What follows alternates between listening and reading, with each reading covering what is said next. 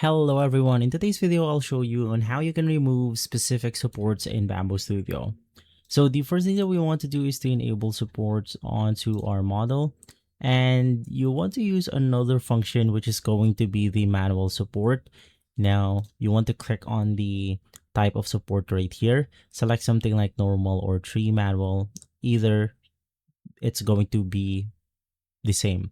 So let's click on the tree manual, and then you want to select your model and choose the support painting tool. In here, we have two functions, which is basically the support blockers and the support itself. Now to apply your support, you want to click on your model right here. So let's say that I want to apply some supports onto the end of the tail section. Let's also apply some on the back of the head itself, and also in the horns. Now, if you want to block supports onto certain types of areas, that's going to be really easy to do.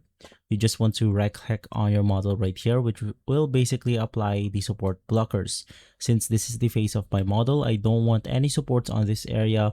So I'll just click on the right click button, and then it will apply this red paint indicating a support blocker.